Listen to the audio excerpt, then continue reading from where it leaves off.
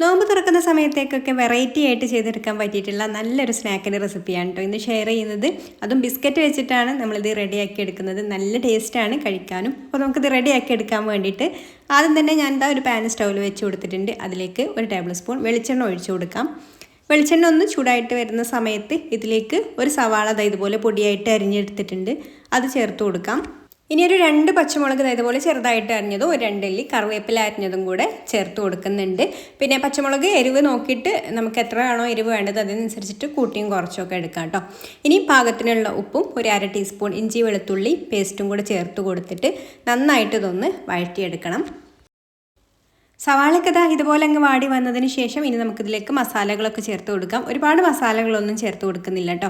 ഒരു 1/2 ടീസ്പൂണ് മഞ്ഞൾപ്പൊടിയും പിന്നെ 1/2 ടീസ്പൂണ് കുരുമുളക് പൊടിയും. കുരുമുളക് പൊടി എരിവ് കൂടുതൽ വേണമെന്നുണ്ടെങ്കിൽ അതിനനുസരിച്ചിട്ട് ചേർത്ത് കൊടുക്കാം. പിന്നെ ഒരു 1/2 ടീസ്പൂണ് ഗരം മസാലയും കൂടി ചേർത്ത് കൊടുത്തിട്ട് വഴറ്റിയെടുക്കാം. ഈ ഒരു മസാലയുടെ പച്ചമണമൊക്കെ ഒന്ന് മാറി വരണം കേട്ടോ.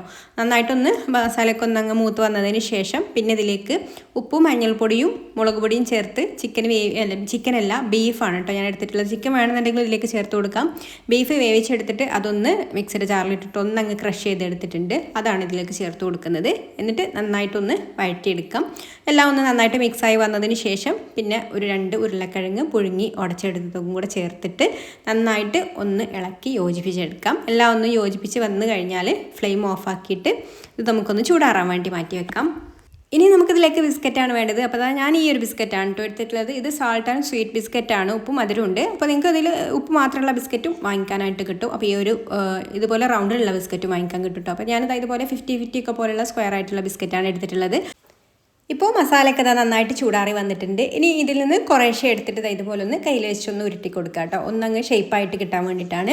എന്നിട്ട് നമ്മൾ ഈ ഒരു ബിസ്ക്കറ്റിൻ്റെ ഉള്ളിലായിട്ട് ഇതുപോലെ വെച്ച് കൊടുക്കുക. എന്നിട്ട് വേറൊരു ബിസ്ക്കറ്റ് ഇതിൻ്റെ മുകളിൽ വെച്ച് കൊടുത്തിട്ട് ഒന്ന് പ്രസ് ചെയ്ത് കൊടുക്കുക കേട്ടോ. ചെറുതായിട്ടൊന്ന് പ്രസ് ചെയ്തിട്ട് ആ സൈഡൊക്കെ ഒന്ന് ലെവൽ ചെയ്ത് കൊടുക്കുക. ഇതുപോലെ ഒരു സ്ക്വയർ ആയിട്ട് ആ ഒരു ബിസ്ക്കറ്റിൻ്റെ ആ ഒരു ഷേപ്പിൽ തന്നെ നമുക്ക് ഈ ഒരു ഫില്ലിങ് കൂടെ ആക്കിയെടുക്കണം ഇതുപോലെ.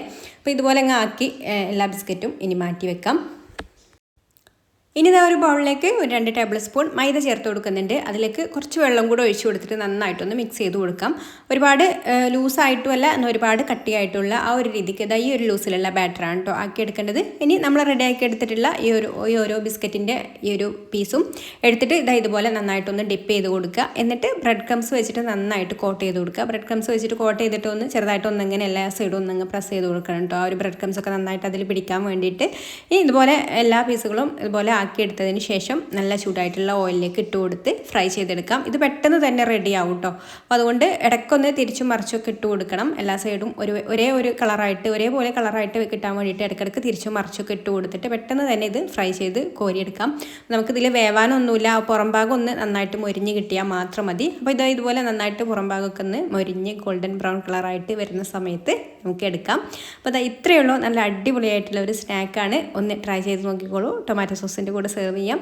ഇഷ്ടമായിട്ടുണ്ടെങ്കിൽ ലൈക്ക് ചെയ്യാനും ഷെയർ ചെയ്യാനും ചാനലൊന്ന് സബ്സ്ക്രൈബ് ചെയ്യാനും ഫേസ്ബുക്കിലാണ് കാണുന്നതെന്നുണ്ടെങ്കിൽ പേജ് ഒന്ന് ഫോളോ ചെയ്യാനും കൂടി മറക്കല്ലേ. അപ്പം ഇനി മറ്റൊരു നല്ല റെസിപ്പിയുമായിട്ട് അടുത്ത വീഡിയോയിൽ കാണാം. Thanks for watching.